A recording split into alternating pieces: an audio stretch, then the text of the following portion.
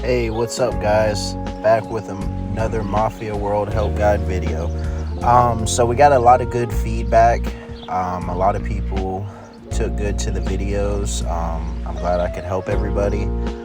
Just make sure you stay up on top of the videos and helping out the channel, and we'll just keep the videos going. We actually got a request from a guy, beginner to the game, like everybody else since the game's pretty new. But he spoke about the investments and what to focus on if you're a non-spender.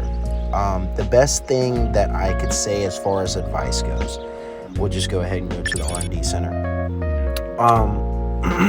When doing these investments, okay, and because I don't spend like some, I've actually done this too to increase my investments. You want to first figure out what you're actually going to focus on. So like when we talked about in the last video, we spoke about, the capo combos, whatever your main formation is, okay, whether it be, two shooters and a enforcer capo. So with that being said, you want to focus on those two specific troops. It's harder when you run a full combination of enforcer, roadhog, and shooter, but this is just a quick trick for those that are running, two shooters and an enforcer, or two enforcers and a shooter. This is for those people right here, and it's a really easy thing for non-spenders to accomplish, and it'll help them get further than if they were focusing on all. Little nifty trick, I've done this in other games and stuff, and it's helped me figure out what your two main troops are. Okay, I would always encourage that you focus on enforcers in either roadhogs or shooters. And the reason being, like we spoke about, your enforcers are your frontline defense. They're what protects your troops. So you need to figure out what exactly you're going to pair with that, whether it be shooters or bikers. So if you go to the Gangster Club, all right, just base stats, we're going to go ahead and look. You have the enforcer. It has 1600 HP, 1600 attack, 1920 defense, 1600 morale, and 188 capacity, which is for gathering. But then you go right here, okay, you'll see that the riders don't have as much defense and everything as the enforcers do, but they got a pretty high attack output. Okay, so that's a good thing. But then you'll go right here and you'll also go to shooters. Now the reason I prefer shooters is they're the back line. They have range on them, which helps them reach others, and they attack more, in my opinion. But don't forget what we spoke about with the restrained henchmen. So, you could be running shooters, but somebody with better investments and somebody that has a good roadhog setup, they can still conquer. That's not gonna, or not roadhogs, but enforcers. They can still conquer you. So that's something to pay attention to. And that's what we spoke about in the last video. So if you haven't seen that one, go check it out. You got any questions about it, maybe you got a better setup, go ahead and let us know. Let's get the information out there. But when you pick those two, go to the R&D center, all right? And what you want to focus on is you want to focus on your two. So you'll see up here at the top, investments are pretty cheap. So, I just maxed it all out, and I get a good start on everything. But you'll see as I progress and the investments start to get more expensive. I focused on enforcer and I focused on gunman.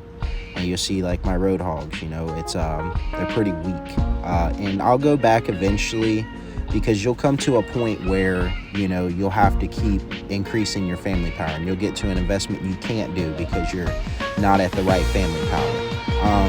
So when you get to that point and you got extra resources to blow, go back and start working on your weak ones. But as you'll see, I try to max out enforcer and gunman, enforcer and gunman, and I try to max this out. And this is going to help you get along further, because you'll be increasing those two, and it doesn't take time by focusing on the third that you're really not worried about at this time.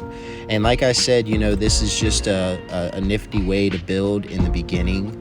Obviously, you're going to want to go back and you're going to want to upgrade these eventually, because you have Roadhog capos, or if you're focusing on the Roadhogs, you have Gunman capos, and you might very well have them stationed. And if you're going to be taking part in the restraining of the henchmen, you're going to want all these.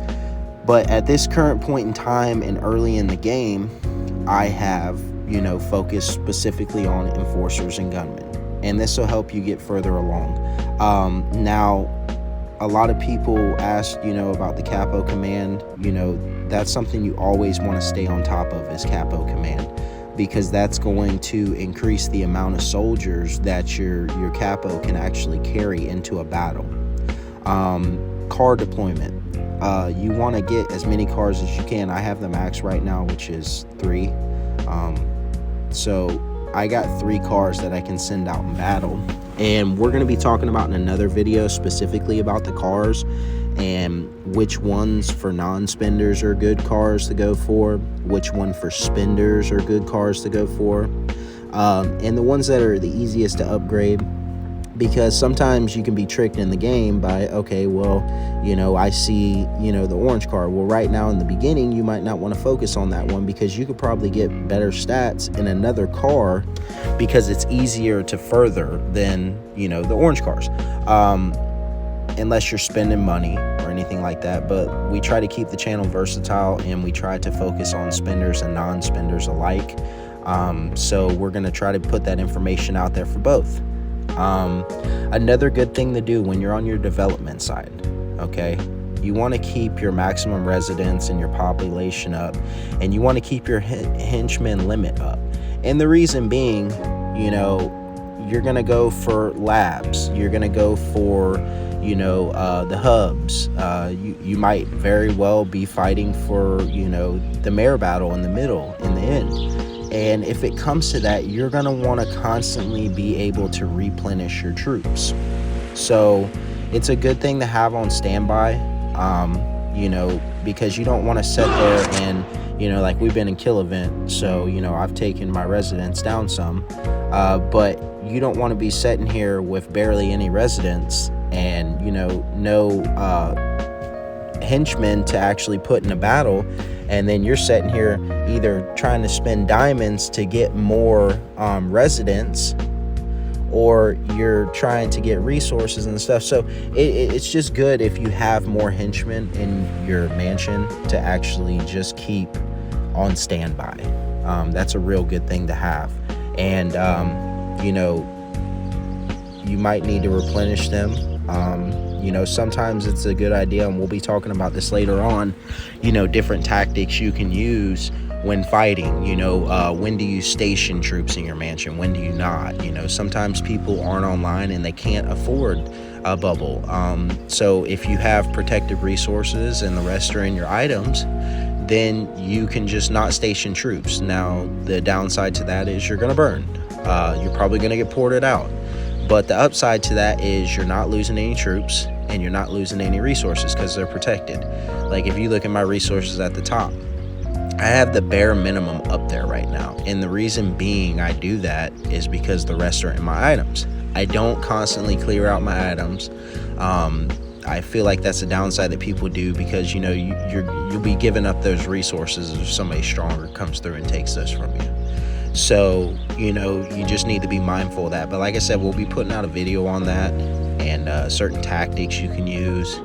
And we'll be talking about, rallying and stuff like that, and try to help you guys as far as being able to have the most out of the upper hand you can. So with the R&D, like I said, that was just a little quick thing. Focus on your 2. In the development side, like I said, you also want to focus on your March Queens. You want to have as many March Queens as you can. You want to be able to send them out, and that helps because, like I said, when we're increasing our Godfather level, if you're able to send out 5 to go attack bandit mobs, and you can constantly do this and stay up on top of your stamina, you know, you can get further along than somebody that has 1 March or 2 March. So that's a pretty important thing. And you know, R&D speeds, investing in those construction speeds, those are all good things. It doesn't sound like a lot when they're talking 1-2% on construction speed, but you know, when you get further along in doing the upgrades, you're going to come to buildings that are, you know, 12 hours, 24 hours. So you know, those 10% that you build up in the R&D center from, you know, investing in construction and stuff, that's going to make a huge difference down the line. So those are all things just to stay ahead of the curve.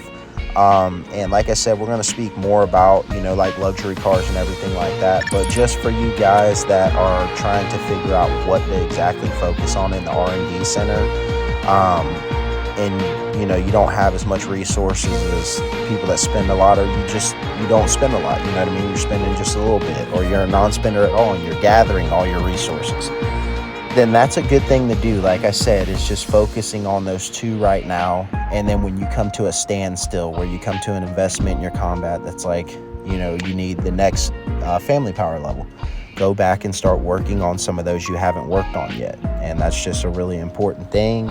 And this was just a really quick video to try to clarify that and help out. And I'll be collaborating with some different people, and I'll get us a whole bunch of pictures of different cars and levels, and I'll show you the power differences, because cars really make the difference in the total power of your ops that you're sending out for battle. And they add the extra buffs to your capos, they add the extra buff to your henchmen. It's just a really good thing, and I feel like it's really neglected in this game by people first starting out. You know, when you unlock the car show, you see how expensive it is, so you figure you can focus on other things, but you don't realize the jump in power and actually statistics of your gang that you can get just from the car show. So we'll be going over that, and we'll be trying to help you guys with that. So stay tuned, and like I said, you know, hit the like and subscribe button, please. It helps the channel. It helps me keep going forward, staying motivated, and let me know that, you know, you guys are enjoying the videos, because I'm just trying to get the information out there and help people. And hopefully it has helped some of you. And like I said, if you got questions, or even if you got any input or advice that you'd like to see in the channel for other people to get, you know, contact me. You can either contact me on YouTube, or you can contact me on Discord. I've posted numerous times in the Mafia World channel that they actually have. You'll see me posting videos on there. So if you like it, go ahead and hit the like and subscribe, and let me know what you guys are trying to find in the next videos. Until then.